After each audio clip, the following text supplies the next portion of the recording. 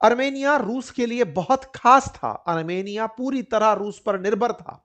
आज वहां पर जेडी वेंस दिखाई देते हैं और जेडी वेंस के साथ इनकी मुलाकात बहुत ही वार्मथ के साथ होती है।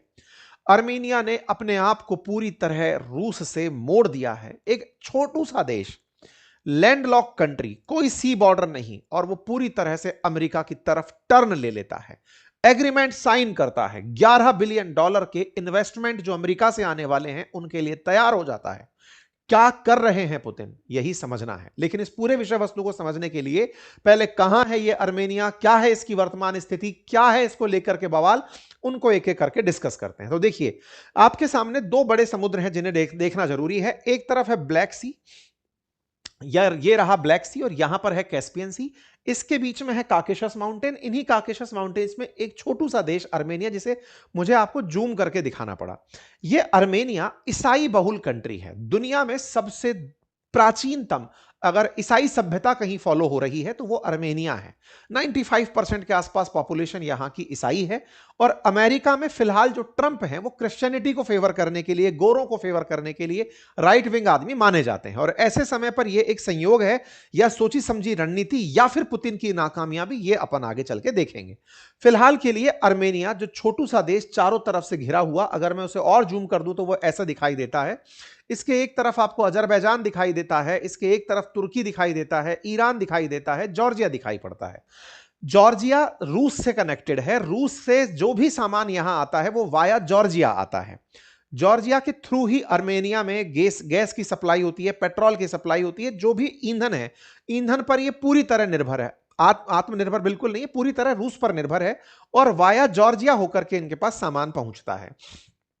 यह अर्मेनिया जो कभी सोवियत रूस का हिस्सा हुआ करता था, 1991 में जब सोवियत रूस 15 देशों में टूटा तो यह छोटू सा अर्मेनिया भी अपने आप को अलग देश घोषित करवा गया। इसके जस्ट पड़ोस में अजरबैजान है जो कैस्पियन सागर के साथ, समुद्र के साथ सीमा रखता है और तेल के बड़े भंडार रखता है। अर्थव्यवस्था के आधार पर अजरबैजान पावरफुल देश है। और इन दोनों के बीच में एक बगावत की जड़ नगोर्नी काराबाख रीजन है, जिसको कि भारत के साथ, भारत के कश्मीर के साथ रिलेट करके अर्मेनिया देखता है। भारत भी अर्मेनिया का सपोर्टर देश रहा है, क्योंकि अजरबैजान पाकिस्तान के सपोर्ट से चलता है। वो एक अलग मसला है, उसको आगे चल के डील करेंगे। फिलहाल के लिए इस अर्मेनिया में रूसी प्रभुत्व खत्म होते हुए अमेरिकी उपराष्ट्रपति का पहुंच जाना एक बहुत बड़ा स्ट्रेटेजिक शिफ्ट माना जा रहा है। सोचिए, सोवियत रूस टूटने के बाद में बना देश जो आज तक रूस की गिरफ्त में था, रूस के साथ था, बिल्कुल वैसे समझिए जैसे बेलारूस था, उसकी तरह रहने वाला देश अचानक अमेरिका के उपराष्ट्रपति का वेलकम करता है। और ऐसे में इस वेलकम की खबरें आती इस तरह से हैं कि साहब आज तक कोई अमेरिकी उपराष्ट्रपति नहीं पहुंचा, पहली बार पहुंचा है। तो इसके बहुत मायने निकालते हैं। अर्मेनिया के अंदर उपराष्ट्रपति अमेरिका के सहपरिवार पहुंचे, अपने बच्चों बीवी को लेकर के। आपका बहुत यहां पर ग्रांड वेलकम हुआ। खुद यहां के अर्मेनिया के जो प्राइम मिनिस्टर हैं निकोल पेशियान, वो यहां पर उन्हें येरेवन जो इनकी कैपिटल है वहां पर उनको रिसीव करने आए। बहुत वार्मथ के साथ इन दोनों के बीच में बातचीत हुई। और जब बहुत वार्मथ की बात हो रही थी तो यहां पर एडवांसमेंट ऑफ ट्रिप की बात हुई, एआई की बात हुई, सेमीकंडक्टर, एनर्जी, डिफेंस और क्रिटिकल मिनरल्स की बात हुई। तो ऐसा क्या है यहां पर जो इनका अचानक ध्यान आकर्षित हो गया? ये केवल ईगो की लड़ाई है, अर्मेनिया में रुचि लेना, या फिर अमेरिका को यहां से कोई फायदा नजर आ रहा है? अब ज्यादा इससे उम्मीदें ना रखें, ये केवल और केवल ईगो का मामला है। ईगो से मतलब रूस को नीचा दिखाने का मामला है। अर्मेनिया से अमेरिका को कोई कुछ उपलब्धि नहीं होने वाली। छोटू सा देश है, 30 लाख की आबादी है और बहुत ही बिलियंस ऑफ डॉलर के अंदर इसकी जीडीपी चलती है। लगभग 25-30 बिलियन डॉलर के आसपास जीडीपी होगी। ऐसे में इस देश के अंदर अमेरिकी उपराष्ट्रपति का पहुंचना असल में वर्चस्व की लड़ाई है, क्योंकि ट्रंप के सामने अमेरिका जो रूस जो है, पुतिन जो है, वो किसी भी यूएसएसआर कंट्री को अमेरिका के नजदीक जाने नहीं देना चाहते। यूक्रेन के साथ भी यही हुआ था। जब यूक्रेन नाटो अलाई बनने निकला था तो दोनों के बीच में संघर्ष हुए थे। अब यूएसएसआर के साथ, यानी सोवियत रूस के समय का एक देश अर्मेनिया, अब वो भी रूस की तरफ से छिटक करके अमेरिका की तरफ जा रहा है। तो ये इनके ग्रुप को तोड़ने जैसा है कि देखो अमेरिका यहां तक आ गया, ये कुछ वैसा है। फिलहाल के लिए यहां के अंदर अगर आप देखें तो रिलीजियस मेकअप इसका आर्मेनिया के अंदर कुछ इस प्रकार से है, और ट्रंप यहां से एक नेचुरल इंक्लिनेशन ईसाई ईसाई भाई वाला लेकर के चलते हैं। खैर, फिलहाल के लिए यहां पर जब ये पहुंचते हैं जेडी वेंस, बातचीत होती है। बातचीत में न्यूक्लियर कॉपरेशन को लेकर बातचीत होती है। मतलब क्या 30 लाख लोगों के लिए न्यूक्लियर बॉम्ब देने की बात हो रही है? नहीं। असल में आर्मेनिया जो कि बिजली के लिए पूरी तरह से रूस पर आधार निर्भर है, इसके पास में मैथ्सॉर करके एक न्यूक्लियर रिएक्टर है जो सोवियत रूस का ही बनाया हुआ है, मतलब उस समय का बना हुआ है। ऐसे में 30 से 40% आर्मेनिया की जो ऊर्जा आवश्यकता है वो न्यूक्लियर रिएक्टर से पूरी होती है। अब ये जो न्यूक्लियर रिएक्टर है ना आर्मेनिया के अंदर, ये एजिंग की तरफ बढ़ रहा है, बूढ़ा होता जा रहा है। इनकी ऊर्जा आवश्यकता के लिए इन्हें अब अमेरिका की जरूरत है। अमेरिका इन्हें न्यूक्लियर कॉपरेशन देने को तैयार हुआ है कि चिंता मत करो, आपको हम न्यूक्लियर रिएक्टर लगाकर देंगे, आप हमारे साथ चले आओ। इनके साथ में जो 123 एग्रीमेंट है, जिसके माध्यम से न्यूक्लियर रिएक्टर के लिए आवश्यक जो फिजाइल मटेरियल है वो तक एग्रीमेंट इनके सामने पेश कर दिया कि तुम चिंता मत करो, तुम्हारे साथ हम उस तरह से आगे बढ़ जाएंगे। इस एग्रीमेंट के अंदर 5 बिलियन का इनिशियल यूएस एक्सपोर्ट होगा आर्मेनिया के लिए, 4 बिलियन अधिक अलग से होगा ताकि मेंटेनेंस ऑफ कॉन्ट्रैक्ट इसके अंदर जारी रखा जा सके।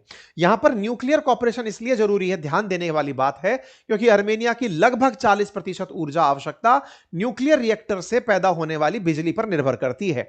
ऐसे में अगर ये मैथ्साफोर नाम है इसका, मैथ्सासर नाम है, अगर ये एजिंग के साथ बंद होता है, बूढ़ा हो जाता है, खत्म होता है, तो इसके स्थान पर अमेरिका खुद अपना बना करके देगा। यहां पर ये बातें चल रही हैं।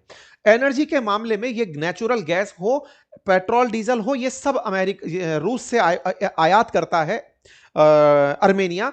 अब इसे अमेरिका ऑल्टरनेटिव देने जा रहा है। विचारणीय तथ्य यह है कि आर्मेनिया को नेचुरल गैस और पेट्रोलियम ऑयल के लिए पूरी तरह रूस पर निर्भर रहना पड़ता है, और वो जो पूरी तरह लैंडलॉक है, वाया जॉर्जिया वो ट्रेड कर रहा है। अब उसे अमेरिका में विश्वास दिख रहा है, पड़ोस की पड़ोस में बैठे रूस में विश्वास नहीं दिख रहा है। यह एक बहुत बड़ा जियोपॉलिटिकल और स्ट्रेटेजिक शिफ्ट कंसीडर किया जाना चाहिए। यह अमेरिकी द्वारा हाथ पकड़ा जाना इनका दर्शाता है कि इन्होंने रूस पर से विश्वास खत्म किया है। क्यों खत्म किया, अब उसके पीछे भी थोड़ा सा हम लोग चर्चा कर लेते हैं, क्योंकि इन तमाम चर्चाओं के बीच में रशिया यूक्रेन युद्ध का जिक्र होना जरूरी है। असल में पुतिन जब से रशिया यूक्रेन युद्ध में इन्वॉल्व हुए हैं, यूक्रेन युद्ध असल में अमेरिका ने उन्हें अंगेज करने के लिए ढूंढ लिया है। आज रूस अपने सारे संसाधनों को यूक्रेन से युद्ध में उलझाए पड़ा है, और वहीं अमेरिका एक एक करके रूस के प्रभाव में जो देश थे उन्हें छीनने लग रहा है। पहले जैसे सीरिया के बारे में, मादुरो के बारे में मैं जिक्र कर चुका हूं। आर्मेनिया उनमें से एक देश था। आपने अगर पुराना इतिहास इसका जाना है तो बेहतर है, मैं क्विक रिवीजन करा देता हूं। आर्मेनिया और अजरबैजान के बीच में एक नगोर्नी काराबाख करके रीजन हुआ करता था, जो कि क्षेत्र के हिसाब से देखा जाए तो अजरबैजान के बीच में था, लेकिन एथनिसिटी के हिसाब से देखा जाए तो यहां पर मेजॉरिटी क्रिश्चियन थे। वो जो क्रिश्चियन थे वो आर्मेनियन मानते थे खुद को कि हम आर्मेनियन क्रिश्चियन हैं। ऐसे में नगोर्नी काराबाख आर्मेनिया संरक्षण देता था कि चिंता मत करो, हम तुम्हारी सुरक्षा करेंगे। लेकिन यह चारों तरफ से अजरबैजान से घिरा हुआ था। अजरबैजान इस क्षेत्र को अपना मानता था। इन दोनों के बीच में इस क्षेत्र को लेकर मल्टीपल टाइम कलेश हुआ।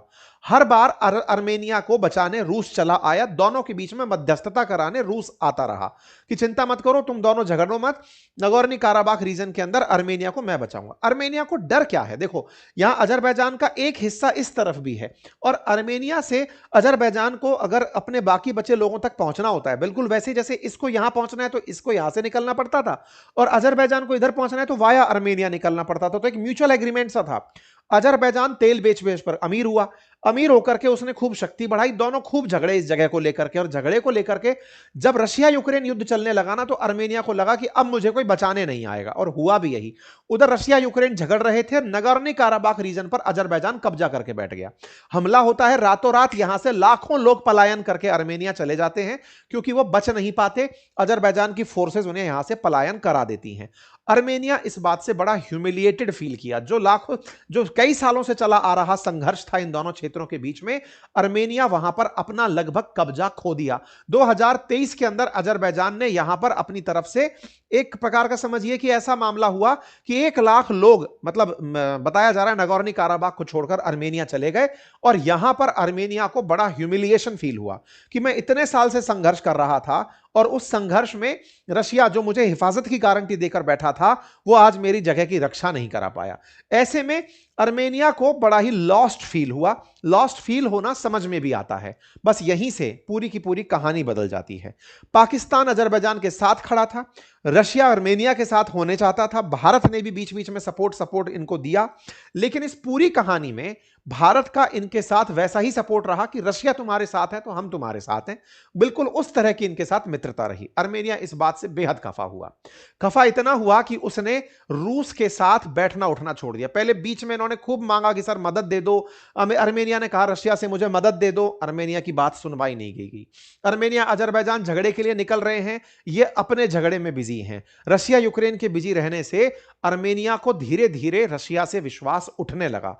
इतना नाराज हुआ 2023 में जब इनका क्षेत्र छूटा तो इन्होंने कहा कि मैं तुम्हारे सीएसटीओ की हेडिंग ही नहीं करूंगा। 6 लोगों का समूह बना रखा है रूस ने। सोवियत रूस के समूह के समय के 6 देश हैं, उन देशों के संगठन में जिसमें बेलारूस, अर्मेनिया, किर्गिस्तान ये लोग शामिल हैं। तो उसमें अर्मेनिया बोलता है कि सुनो मैं नहीं बैठ रहा इस मीटिंग में, मैं नहीं आ रहा। अर्मेनिया भाई साहब इनका बायकॉट कर देता है। और अमेरिकी पीएम ने खुलेआम कह दिया रशिया यूक्रेन युद्ध में कि हम रशिया के साथ नहीं है, ये हमारी हिफाजत ही नहीं कर पाया तो फिर काय का बड़ा है। इधर भाई साहब ये बिल्कुल बाज की सी नजर लगाए बैठे थे कि ओहो घर टूट रहा है, चलो आशीर्वाद देते हैं। ट्रंप राष्ट्रपति बनते हैं। ट्रंप राष्ट्रपति बनते हैं, अर्मेनियन पीएम उनको बधाई दे मारते हैं कि सर बधाई हो, आप राष्ट्रपति बन गए हैं, बधाई हो। यह पहली बार हो रहा था कि कोई अर्मेनियन राष्ट्रपति ट्रंप से मिल रहा था, अर्मेनियन प्रधानमंत्री ट्रंप से मिल रहा था। भाई साहब ये व्हाइट हाउस पहुंचते हैं। जब ये पहुंचते हैं ट्रंप ने इसे एक मौका पकड़ा और उन्होंने तुरंत कहा अरे आप आ ही गए, अजरबैजान को भी बुला लेते हैं। अजरबैजान के राष्ट्रपति को भी बुला लिया। दोनों ने मिलकर के यहां पर हाथ हैंडशेक कर लिया, बोले लाओ तुम्हारे बीच की लड़ाई खत्म करा देता हूं। इन लोगों के बीच 35 साल से चढ़े युद्ध को ट्रंप ने बाती बातों में खत्म करा दिया। यह शक्ति प्रदर्शन था जो पहले पुतिन कराया करते थे इन दोनों को टेबल पर बिठाकर, लेकिन रशिया यूक्रेन युद्ध में उनके बिजी होने के चलते ट्रंप इस मामले को खींचकर ले जाते हैं और ट्रंप अपनी तरफ से प्रपोज करते हैं कि अजरबैजान तुम्हारा ये जो नखचिवान एनक्लेव वाला एरिया है, मैं यहां तक तुम्हारी पहुंच सुनिश्चित करवाऊंगा Trump route for international peace and prosperity बनवाकर। तुम बकायदा यहां का एक कॉरिडोर मान लो। और इस नगोर्नो काराबाख पर तो कोई बात ही नहीं हुई। अर्मेनिया ने कहा ठीक है बेटा, कम से कम झगड़े तो खत्म होंगे, अमेरिका के साथ रहेंगे, कुछ मिलेगा तो सही। और मिल भी गया।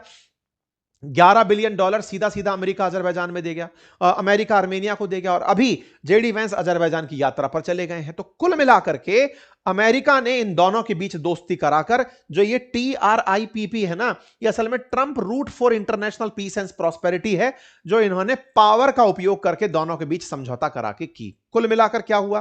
कुल मिलाकर यह हुआ कि पुतिन जिस काम को नहीं करा पा रहे थे दोनों के बीच में शांति और संतुलन, वो पूरी तरह से अमेरिका अपने दम पर, अपने पैसे के दम पर करा गया। बस इसी को प्रूव करने के लिए जेडी वेंस यहां पर चले आए हैं। पहली बार कोई अमेरिकी उपराष्ट्रपति आकर पहुंचा है। अब इस बात से क्या रूस नाराज नहीं है? क्या है। रूस ने भी 5 दिन पहले बयान दिया है। सर्गेई लेवरोव जो यहां के विदेश मंत्री हैं वो कह रहे हैं कि अर्मेनिया तुम सही नहीं कर रहे हो बेटा, ट्रेडिशनल पार्टनर्स को छोड़कर दूर जा रहे हो। अर्मेनिया कह रहा है हमें कोई डर नहीं है, 30 लाख लोग हैं, पहले लाख छूट करके वहां से यहां आ गए, हम आपके प्रभाव में नहीं है। यह तस्वीर बताती है कि अर्मेनिया ने सीधा रुख ले लिया है। देखिए रशिया यूक्रेन युद्ध में रशिया को चाहे कोई लॉस हुआ हो या ना हुआ हो, उसकी साख को बड़ा नुकसान हुआ है। बशर अल असद जो सीरिया में इसलिए शासन कर रहे थे कि रूस एक दिन उन्हें बचाने आएगा। बशर अल असद को हटाकर फेंक दिया गया, उन्हें शरण लेने के लिए रूस जाना पड़ा, लेकिन उनकी कोई हिफाजत नहीं करवा पाया। असद पुतिन से कहते रह गए कि भैया हमें बचा लो, कोई नहीं बचाना आया। सीरिया के रिबेल ने इसी रशिया यूक्रेन युद्ध के दौरान उनका तख्ता पलट कर दिया। रशिया हैज लॉस्ट प्रेस्टीज, इस तरह की खबरें छपने लगी। मादुरो जिसने रूस के साथ यह एग्रीमेंट किया था कि आप हमें डिफेंस में देने आएंगे अगर हमारे ऊपर अमेरिका हमला करता है, मादुरो को अमेरिका उठाकर ले जाता है। आज उसकी कोई सुर्खी नहीं है।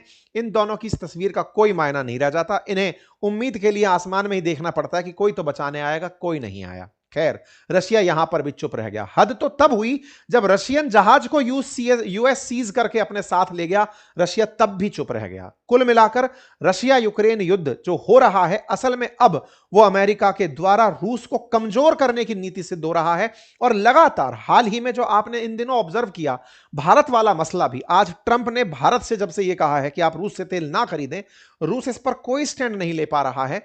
भारत अपने दम पर अब यह डिसाइड कर रहा है कि उसे रूस से तेल लेना है या फिर किसी और देश से। यह समझने वाला विषय है कि धीरे धीरे रूस अपनी पकड़ दुनिया में कमजोर करता जा रहा है।